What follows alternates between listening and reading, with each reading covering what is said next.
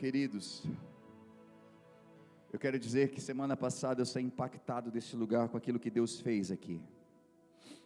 E Deus tem feito isso a cada culto, com cada pastor que sobe aqui para ministrar a palavra, com cada coração que se abre para ouvir. Eu quero dizer a você que se hoje ouvires a voz do Senhor teu Deus, a Bíblia diz: não endureçais o vosso coração.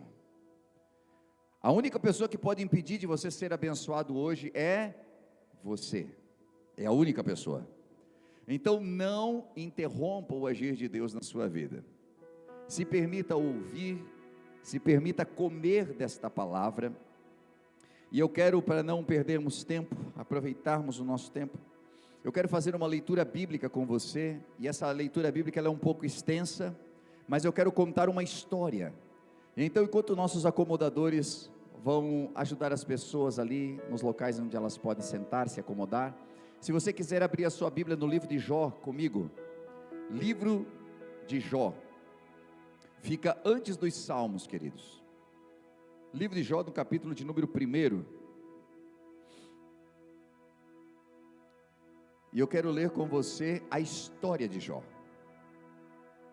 Eu quero que você preste bastante atenção, e eu não sei se você costuma prestar atenção nas leituras bíblicas, mas a palavra de Deus ela é tão poderosa, que enquanto eu estou lendo aqui, você pode ser curado aí. Enquanto eu estou lendo a palavra aqui, ela tem tanto poder, que ela pode mudar a sua vida e dar a resposta que você precisa, porque ela é sobrenatural. Então preste bastante atenção nessa leitura. Se você puder, acompanhe comigo na sua Bíblia, no seu aplicativo, no seu tablet, ou talvez no telão. Diz assim o texto: na terra de Uz vivia um homem chamado Jó. Ele era um homem íntegro e justo, e temia a Deus e evitava fazer o mal. Ele tinha 7 filhos e 3 filhas, e possuía 7.000 ovelhas, 3.000 camelos, 500 juntas de boi e 500 jumentos, e tinha muita gente a seu serviço. Ele era o homem mais rico do Oriente. Seus filhos costumavam dar banquetes em casa, um de cada vez. Convidava suas 3 irmãs para que juntos pudessem comer, beber com eles. Terminado o período de banquetes, Jó mandava chamá-los e fazia com que se purificasse. De madrugada ele oferecia holocausto em favor de cada um deles, pois pensava: talvez meus filhos tenham lá no íntimo pecado, amaldiçoado a Deus. E essa era uma prática constante de Jó. Mas um certo dia os anjos vieram apresentar-se ao Senhor, e Satanás também veio com eles. O Senhor disse a Satanás: de onde você veio? Satanás respondeu ao Senhor: de perambular pela terra e andar por ela. Disse o Senhor a Satanás: você reparou meu servo Jó? Não há ninguém na terra como ele. É irrepreensível, é íntegro, é um homem que teme a Deus e ele evita o mal. Será que Jó não tem razão para temer a Deus? Perguntou Satanás, ou respondeu Satanás: acaso não puseste uma cerca em volta dele, da família dele, de tudo que ele possui? Tu mesmo tens abençoado tudo que ele faz, de modo que os seus rebanhos estão espalhados por toda a terra. Mas estende a mão e fere tudo que ele tem, com certeza ele vai te amaldiçoar na tua face. O Senhor disse a Satanás: pois bem, tudo que ele possui está nas suas mãos, apenas não toque nele. Então Satanás saiu da presença do Senhor. E certo dia, quando os filhos e filhas de Jó estavam num banquete, comendo e bebendo vinho na casa do seu irmão mais velho, um mensageiro veio dizer a Jó: os bois estavam arando e os jumentos estavam pastando por perto, quando os sabeus os atacaram e levaram embora. Mataram a espada os empregados, e eu fui o único que escapou para lhe contar. Enquanto ele ainda estava falando, chegou um outro mensageiro e disse: fogo de Deus caiu do céu, queimou totalmente as ovelhas e os empregados. Eu fui o único que escapou para contar para você. Enquanto ele ainda estava falando, chegou um outro mensageiro e disse: vieram os caldeus em 3 bandos e atacaram os camelos e levaram embora. Mataram a espada os empregados. Eu fui o único que escapou para contar a você. Enquanto ele ainda estava falando, chegou outro mensageiro e disse: seus filhos e suas filhas estavam no banquete, comendo e bebendo vinho na casa do irmão mais velho, quando de repente um vento muito forte veio do deserto e atingiu os 4 cantos da casa, e ela desabou. Eles morreram E eu fui o único que escapou para contar para você. Ao ouvir isso, Jó levantou-se, rasgou o seu manto, rapou a cabeça, prostrou-se com o rosto em terra, e em adoração ele disse: saí nu do ventre da minha mãe, e eu nu partirei. O Senhor deu, o Senhor levou.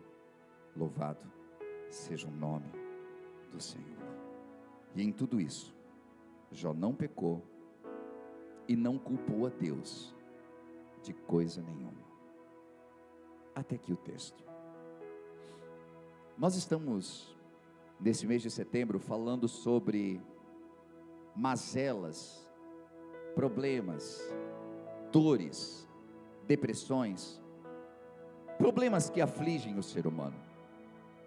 E essa história de Jó até aqui, ela nos mostra de que este homem, apesar de ser quem ele era, apesar de ser um homem justo, reto, temente a Deus e se desviava do mal, ele é acometido agora de um grande problema. Isso mostra já de antemão para nós de que ser santo, ser profano, estar na presença de Deus, ou, sabe, aproximando-se apenas dele, não é um pré-requisito para termos ou não lutas e tribulações. É fato de que quando nós estamos em Deus, nós temos uma resposta em algum momento, que é a resposta que Jó vai ter também. Mas o que eu quero trazer para você é porque todos nós conhecemos essa parte da história de Jó. Então Satanás vai e pede para ele assim, para Deus: é muito fácil viver como Jó, porque você colocou uma cerca ao redor dele.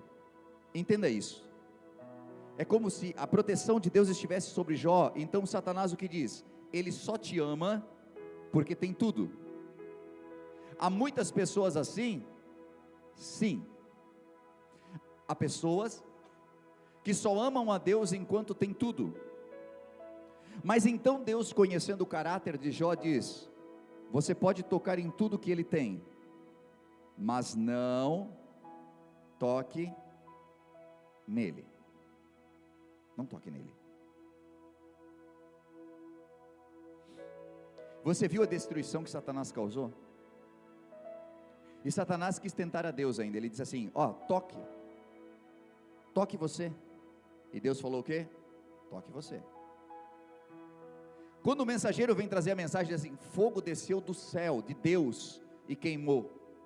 Até a mensagem do mensageiro, preste atenção em mim aqui, até a mensagem do mensageiro foi tentando colocar Deus contra Jó e Jó contra Deus.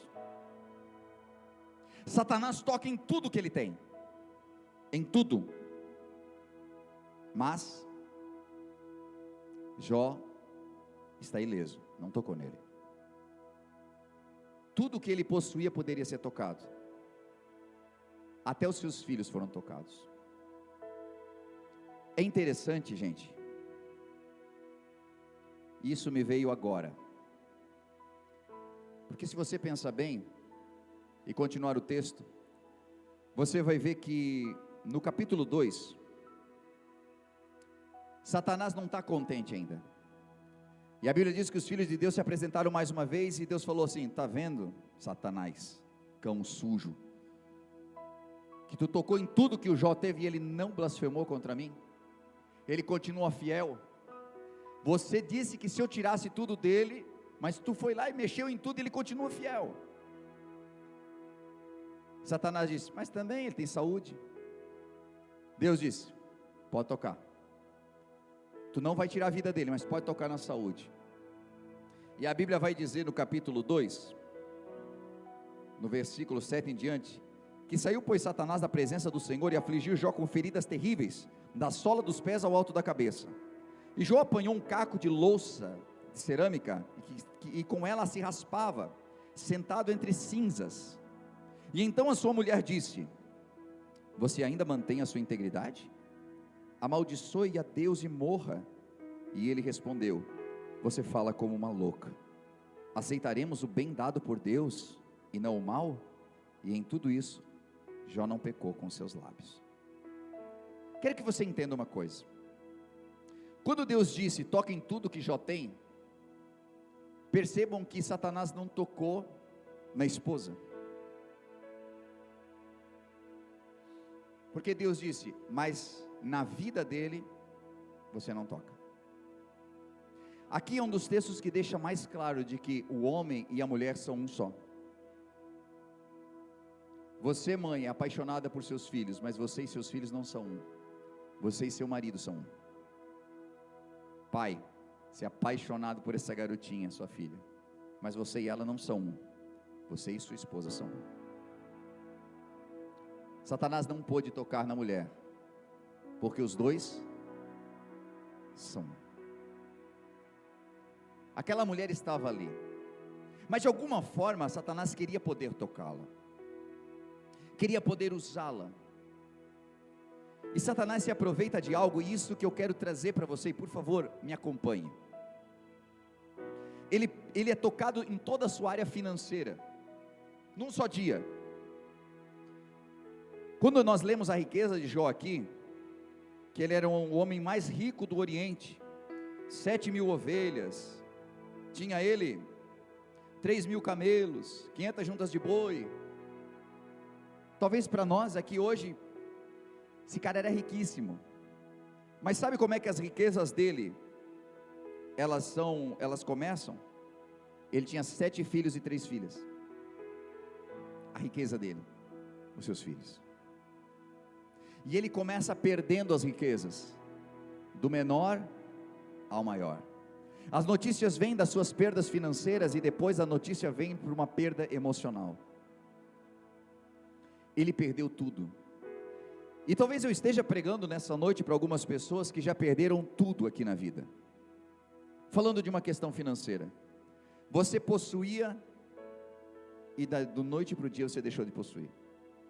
Você tinha bens, e eles se foram. Você tinha posses, e acabou indo. Você tinha uma empresa, ou você tinha uma sociedade, mas da noite para o dia você quebrou. E você sabe, você que teve essas perdas, você sabe do que eu estou dizendo. Por mais que as pessoas falam, dizendo assim, é só coisas materiais, isso a gente corre atrás, tá certo? Mas não vem me dizer que não dói. Há pessoas que nas perdas materiais tiram a sua própria vida, porque colocaram seu coração tanto nisso que não há mais sentido de viver. E porque foi tão difícil conquistar, que ele não tem mais força para conquistar o que tinha. Perdas financeiras doem. Satanás estava vendo aonde estava o coração de Jó, então ele toca em tudo aquilo que é financeiro. Ele toca nos bois, nas jumentas, nas ovelhas, ele leva. Ele toca nos funcionários, ele toca nos empregados de Jó. Sabe aquela pessoa da tua empresa que você estima muito? Como seria se ela trabalhando para você morresse? Jó sente tudo isso, mas Jó agora está recebendo ainda as notícias quando alguém vem correndo, e vem correndo da onde estavam seus filhos. Ele conhecia aquele funcionário, e eu fico imaginando a aflição daquele homem, que ele já tinha ouvido tudo quanto é notícia ruim naquele dia, mas quando vê aquele empregado correndo, ele, quem sabe, diz para ele mesmo, não pode ser, não pode ser. E então a notícia de que 10 filhos de uma só vez, no desabar de uma casa, morrem. 10 meninos e 3 meninas, ou 7 meninos e 3 meninas, de uma só vez. Quando nós falamos da vida de Jó, por lermos um livro que é poético, uma tragédia, e os 42 versículos que se seguem, parece que é quase só tragédia, mas nós focamos muito em Jó, e inclusive detonamos a esposa dele. Olhamos aqui e vemos ela dizer, tu ainda é íntegro? Você ainda acredita? Amaldiçoa teu Deus e morre. Porque se nós lemos de uma maneira crua dessa forma, nós deixamos de entender pequenos pontos importantes. Eu quero que você viva um pouco dessa história e imagine a notícia de você perder. Daqui a pouco a tua casa vai embora, daqui a pouco teus bens vão embora, daqui a pouco tudo vai embora, mas os teus filhos vão embora. Os filhos não eram só de Jó, os filhos eram daquela mulher. Aquela mulher sofreu um trauma. Ela não perdeu um e chorou com os outros 9, ela perdeu 10 de uma só vez. Ela estava completamente abalada. Ela vê seu marido cair de joelhos e nem assim atribuir a Deus culpa alguma. O céu estava vendo isso aqui. E eu gosto de ler o livro de Jó porque ele me ensina tanto, porque quantas vezes nós não perdemos nada? Nós perdemos a paciência talvez, nós perdemos a esperança, nós perdemos a fé, nós perdemos algumas coisas no caminho, e é o bastante para nós amaldiçoarmos a Deus, é o bastante para a gente dizer não quero mais, é o bastante para a gente virar as costas, é o bastante para a gente pecar, é o bastante para a gente voltar ao vômito. Mas este homem, no momento das maiores perdas, ele continua fiel, e a sua esposa está ali. Existe silêncio de como ela recebeu isso, mas óbvio que ela não estava do lado dele dizendo assim, calma Jó, vai dar tudo certo. Quando disseram para ela que ela perdeu 10 filhos, essa mulher deve ter caído no chão,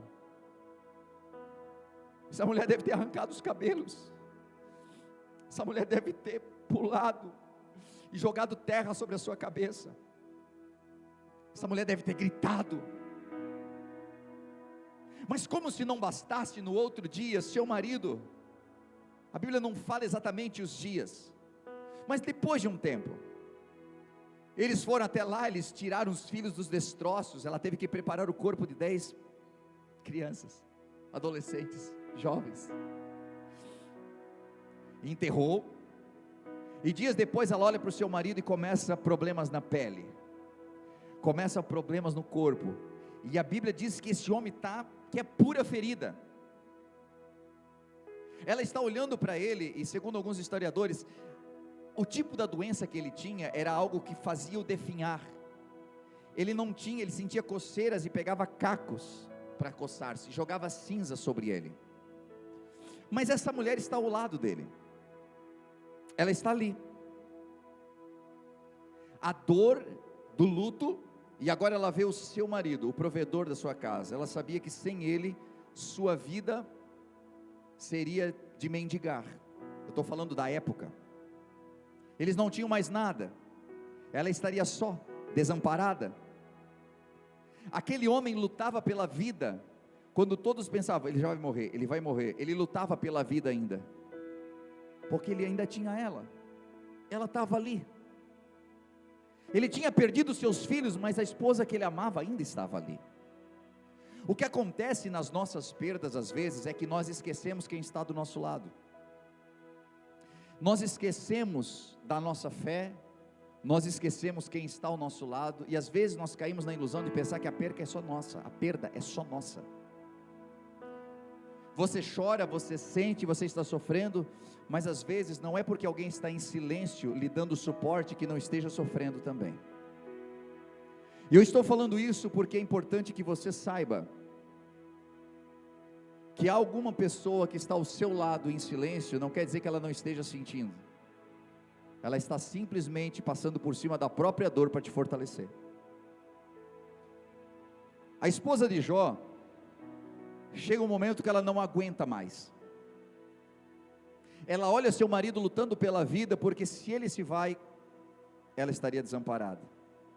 E talvez, como as pessoas costumam fazer com alguém que está moribundo num hospital, quase morrendo e não vai, a pessoa segura na mão e diz assim, está tudo certo, se você quiser ir, eu te perdoo, ou por favor me perdoe, e a pessoa tem aquele último momento, e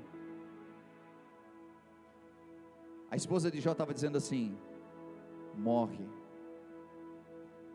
Ela estava tão ferida de perder 10 filhos, ela estava tão ferida de saber que aquele homem era temente a Deus, e ela não estava entendendo, ela não tinha entendimento para saber o que estava acontecendo, e ela diz, renega, faz o que for, mas morre, eu não aguento mais te ver dessa forma, eu não suporto mais, eu amo você e eu não suporto mais te ver dessa maneira. Você respirando aqui como numa UTI a céu aberto, se mantendo vivo, descansa, morre. Mas é interessante que ela usa a palavra amaldiçoa. Essa palavra hebraica, alguns teólogos dizem que ela pode ser uma palavra que varia entre abençoa e amaldiçoa, e que pelo contexto, os tradutores da Bíblia colocaram como amaldiçoa, porque Jó se revolta, e talvez seja amaldiçoa mesmo, porque Satanás estava dizendo assim: se tu tocar nele, ele vai te amaldiçoar. Agora a esposa está do lado, ela está ferida, ela tem um estresse pós-traumático, muito provavelmente, ela está vivenciando um momento de muita dor, ela não teve nem tempo de viver o seu luto, e ela já teve que cuidar do marido doente. Ela agora usa a palavra amaldiçoa teu Deus e morre. Quando nós estamos frágeis, nós abrimos portas para o inimigo utilizar-se da nossa fraqueza. Sabe um momento de fraqueza que a gente descuida?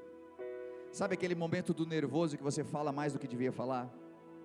Sabe quando você deveria ainda manter o senso, mas é tanto problema, é tanta aflição, que você acaba falando mais do que devia?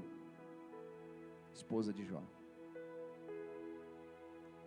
ela diz: amaldiçoa Deus e morre, homem.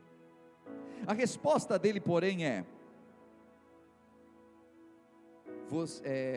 você fala como uma louca, você está falando como uma insensata,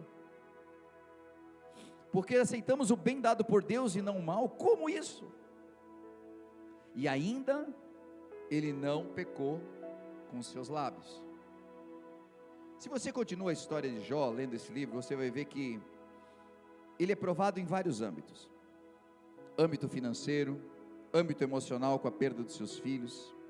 Ele é provado no seu matrimônio, quando a esposa pede para que ele amaldiçoe a Deus, no meio de toda a sua dor. Ele é provado no seu matrimônio. Ele é provado nas suas dores físicas, porque ele fica todo pesteado. Ele é tocado nos níveis de amizade. Se você continua o texto, 4 amigos vêm, choram quando veem ele, jogam cinza sobre as suas cabeças, que era um costume da época.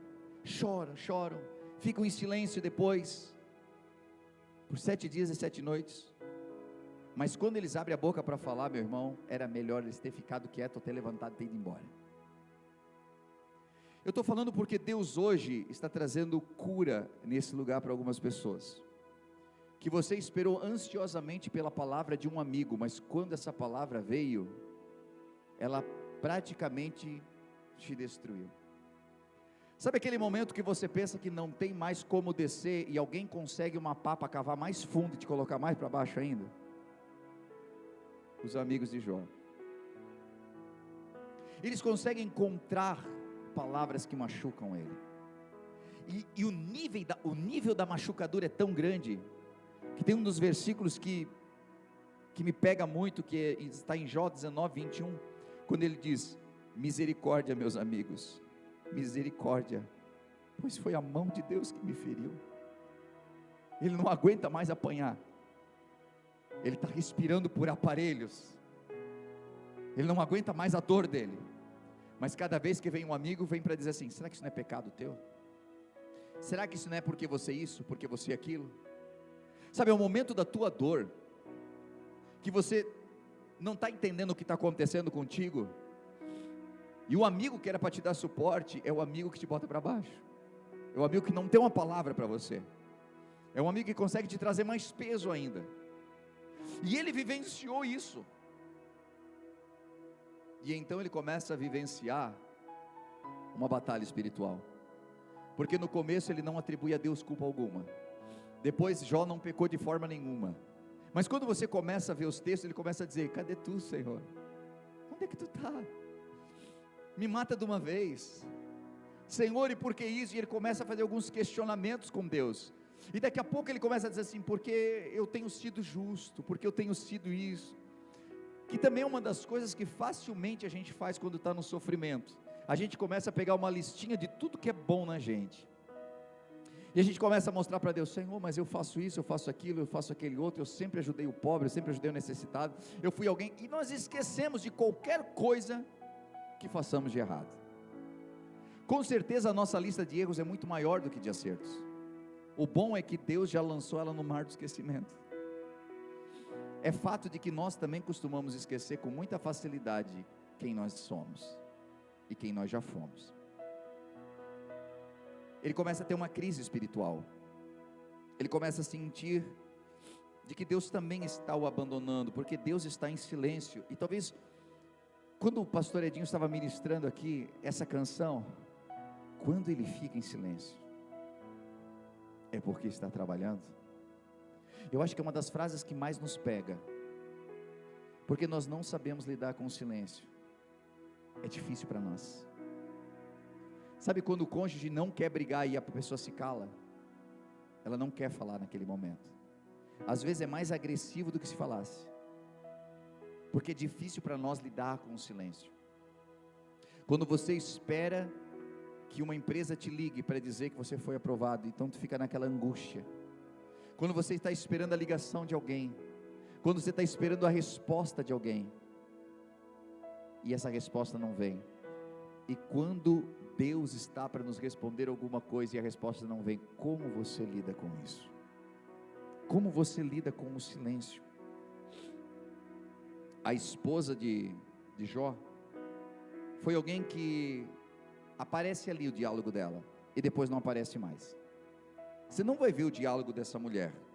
Ela ouviu o que o marido tinha para dizer, mas permaneceu ali, lidando com a sua dor enquanto cuidava da dor do outro. Um dos grandes chamados de ser cristão é esse: é você aprender a lidar com a sua dor enquanto você cura a dor do outro. É você não ter alguém para curar as tuas dores, mas de você ser curado por Deus de uma maneira sobrenatural enquanto você está lidando com a dor do outro, com o sofrimento do outro. É quando você se cala a respeito do que você está sentindo, para poder entregar para o outro um pouco de alívio. E isso é cristianismo também. É quando eu não chamo o holofote para mim, porque eu tenho certeza de que há um Deus que vela por mim. E se o livro de Jó também é um livro de sabedoria, nós vemos muita sabedoria nos diálogos que nós lemos, vemos muita infâmia também, alguns diálogos loucos, mas consigo entender a dor dessa mulher, e consigo entender de que em todo o tempo de luta deste homem, ela continuou ali. Eu consigo entender de que daqueles 4 amigos, apenas um falou aquilo que era correto. Consigo entender de que há 6 personagens, que são expoentes nesse livro: Jó, seus 4 amigos, e sua esposa. Deus repreende 4 deles, os 3 amigos, e Deus repreende o próprio Jó.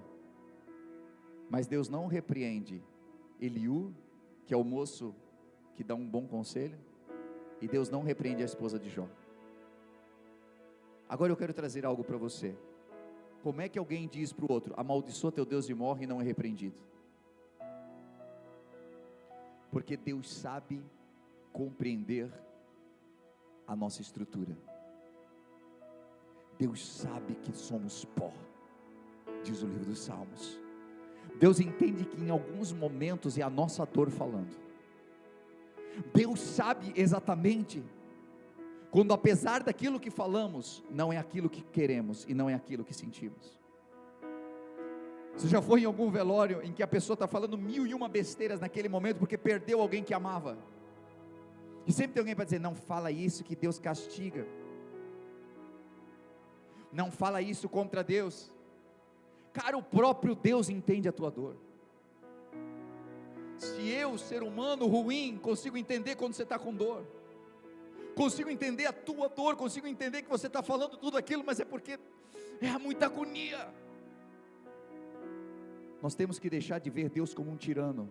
Deus é Pai, Ele sabe o que você está vivendo, Ele sabe o que você está enfrentando. Deus não chama a atenção dessa mulher.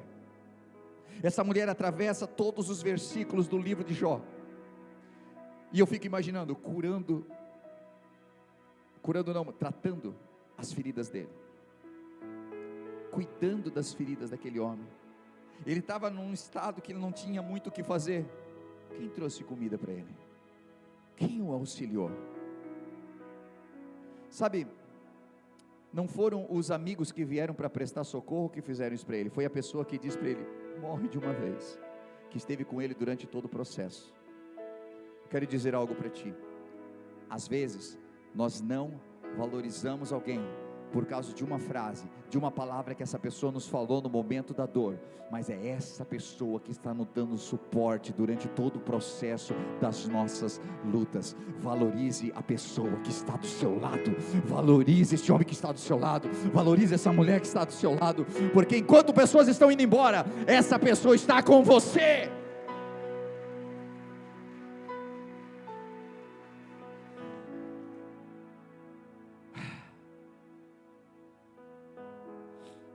Nós aprendemos algumas coisas. A primeira de tudo isso que eu falei é que coisas ruins acontecem mesmo com pessoas boas, e não tem uma explicação óbvia para isso. Uma outra coisa é que vale a pena ser fiel a Deus mesmo diante da dor e do sofrimento. Apesar de Deus ficar em silêncio com Jó, em algum momento ele se manifesta e fala com Jó, e ele olha também para a dor de Jó, e apesar de repreendê-lo, entende que a dor dele também estava falando. Uma outra verdade é que quando as pessoas se calam, Deus responde para elas e para aquelas que estão à sua volta. Tem vezes que não é pelo muito falar, mas é quando a gente se cala que a gente começa a ouvir Deus falando. Enquanto nós falamos e principalmente reclamamos, Deus não fala. Deus é tão educado que Ele espera que você pare de falar, para que Ele comece a falar. Enquanto nós não paramos, Ele não vai falar. E por fim, o mais importante é que Deus sempre vai ser justo em tudo, e Ele é perfeito em tudo que Ele fizer. Se nós pularmos e nós formos para o final do livro de Jó, no capítulo 38 é que Deus vai falar. Aconteceu uma tragédia no primeiro, 38 capítulos se passam até que Deus fale. É bastante silêncio? É bastante silêncio. E aí chega Jó 42, e aí depois de ouvir tudo que Deus tinha para falar, Jó respondeu ao Senhor e disse: eu sei que tu podes fazer todas as coisas, e nenhum dos teus planos pode ser frustrado. Eu quero declarar para você que está me ouvindo aqui, para você que está me vendo aqui, e para você: nenhum dos planos de Deus pode ser frustrado na sua vida. Os planos de Deus vão acontecer na sua vida, ainda que esteja difícil, ainda que esteja silêncio, ainda que pareça que você vai morrer porque a dor te pegou. Nenhum dos planos de Deus pode ser frustrado na sua vida. Isso aqui é uma promessa. Jó começa a falar com ele, Jó solta tudo que está ali preso agora dentro dele, e ele consegue reconhecer a Deus.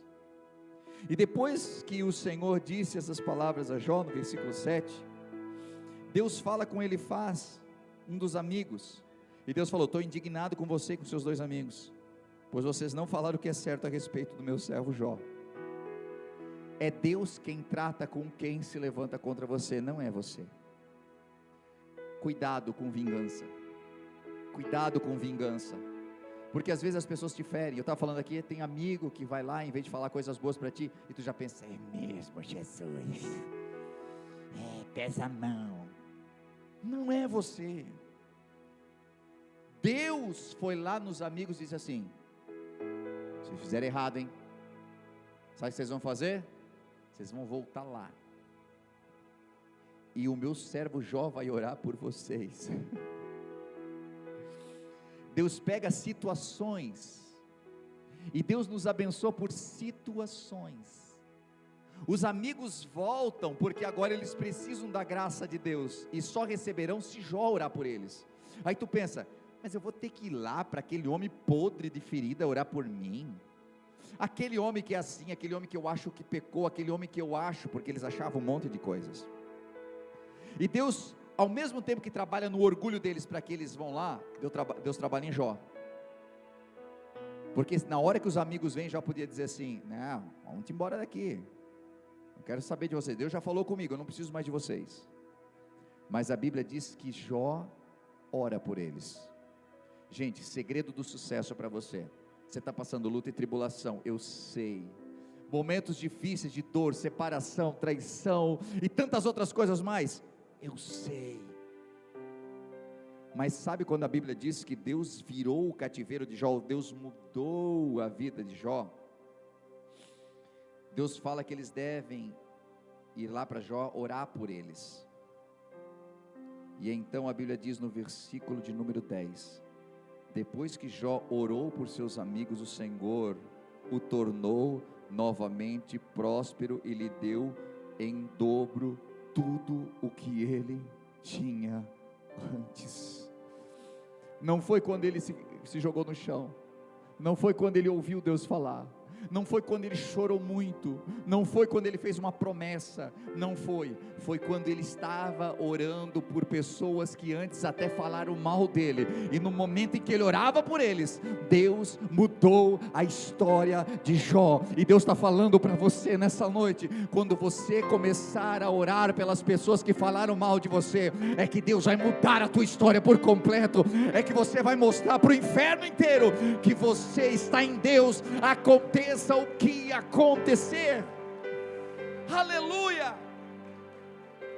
Deus muda a história quando ele ora por quem lhe feriu. Quando essas pessoas vêm, ele agora não deixa o rancor dele falar, mas ele coloca as mãos e começa a orar. Ele ora por aquelas pessoas, e Deus dá em dobro tudo que ele tinha. Os seus irmãos e irmãs que não estavam na história, todos que haviam conhecido ele anteriormente, vieram comer com ele na sua casa, o consolaram e o confortaram por todas as tribulações que veio sobre ele, e cada um lhe deu uma peça de prata e um anel de ouro. Fizeram uma oferta na vida dele, e o Senhor abençoou o final da vida de Jó, mais do que o início. Se você for fiel a Deus, a história que Deus tem para ti daqui para frente é muito melhor do que a história que você teve até aqui. E às vezes nós estamos dizendo: porque eu era, porque eu tinha, porque eu isso, porque eu aquilo. Seja fiel no momento da tribulação, independente do que está acontecendo, continue esperando no Senhor, porque você vai ser muito mais próspera e próspero no final do que você foi no início. Deus tem para fazer na sua vida. E o Senhor abençoou muito ele. Ele teve 14 mil ovelhas, antes era 7. 6 mil camelos, antes era 3. 1000 juntas de boi e 1000 jumentos, era só 500 antes. E ele ainda teve 7 filhos e 3 filhas. E uma das coisas interessantes aqui, ele volta e tem mais 10 filhos. Filhos são insubstituíveis, eu sei. Aqueles 10 estavam guardados no Senhor, para o dia da eternidade. Mas aquele casal, apesar das tribulações que eles viveram, eles permaneceram juntos. Eles atravessaram juntos a tribulação. Um sentindo a dor da doença, e o outro a dor de cuidar de um doente. Um sentindo a dor da perda dos 10 filhos, e o outro da mesma maneira. Mas agora, nos anos que se seguiram, eles começaram a gerar filhos, e abraçaram 10 outros filhos. E é interessante que uma forma de honrar aquela mulher, mulheres na Bíblia poucas são citadas, e em geral, tanto que o nome da esposa de Jó não é citado, mas a Bíblia diz que ela gerou 3 mulheres, as mais lindas do Oriente, e o nome dessas 3 meninas está citado aqui, como uma forma de honrar a fé daquela que mesmo em algum momento titubeando e falando algo que não deveria falar, tomou seu rumo, endireitou-se ao lado do seu marido, permaneceu ao lado dele e teve a honra do seu ventre gerar outros filhos novamente. Eu quero dizer isso no âmbito espiritual e terminando a mensagem aqui. Esse ventre vai voltar a gerar. Eu quero falar no âmbito espiritual, você que já frutificou muito na presença de Deus, mas que hoje se sente estéril, Deus vai tornar o teu ventre fértil novamente. Deus vai fazer você dar à luz a projetos, dar à luz a filhos espirituais. Você vai voltar a abraçar aquilo que um dia te dava prazer, porque Deus é um Deus de restaurações. Ele restaura aquele que está caído, e Ele levanta, e a Bíblia diz que aquele que está no monturo, ou seja, no lixo, Ele faz assentar com os príncipes da terra. O fato é de que nós não podemos escapar do sofrimento, ele vem, mas se você permanecer fiel a Deus no sofrimento, o teu final será muito melhor do que o teu início. Coloque-se de pé, por gentileza, comigo. Você deve ter ouvido uma mensagem top nesse momento. Acabou de vê-la, falou muito com a tua vida, e quem sabe passou no teu coração: uau, eu quero muito conhecer esse lugar, eu quero muito contribuir com essa obra. E nesse momento você pode fazer isso. Estou passando aqui para dizer de que há várias formas de nós contribuirmos na obra do Senhor. Às vezes com nossos talentos, os nossos dons, mas também com a nossa contribuição. Sabe que cada vez que você contribui, seja com teus dízimos ou tuas ofertas, você promove para que o reino de Deus se expanda. Para que trabalhos como esse possam chegar a milhares de pessoas, hoje via internet, ou mesmo dentro do ambiente onde nós estamos, aqui na cidade, onde nós temos a The Way Church. Hoje, pelas formas que você vê aí na sua tela, você pode contribuir. Seja o seu Pix, transferências, depósitos. O mais importante é que esteja ligado ao seu coração. Nós vemos na Bíblia Sagrada que haviam pessoas que contribuíam com seus dízimos, outras com suas ofertas. Os dízimos muitas vezes ligados a algo que, para mim, fica mais fácil de planejar. 10% daquilo que eu ganho, eu invisto no reino de Deus. Mas outras pessoas do Novo Testamento já não se atinham mais a dízimos.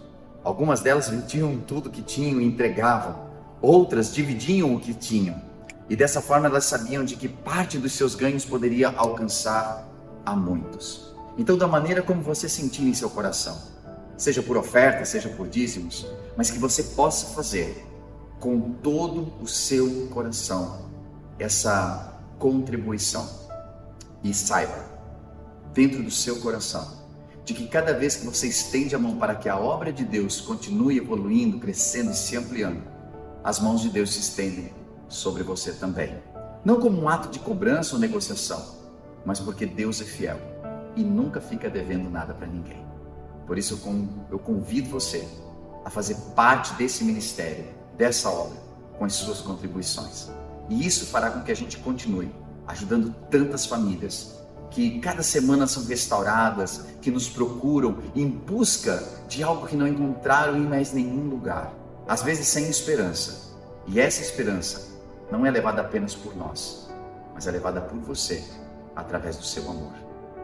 Então, convido você a fazer segundo aquilo que o Senhor colocar no seu coração de fazer, e com certeza abençoará a muitos.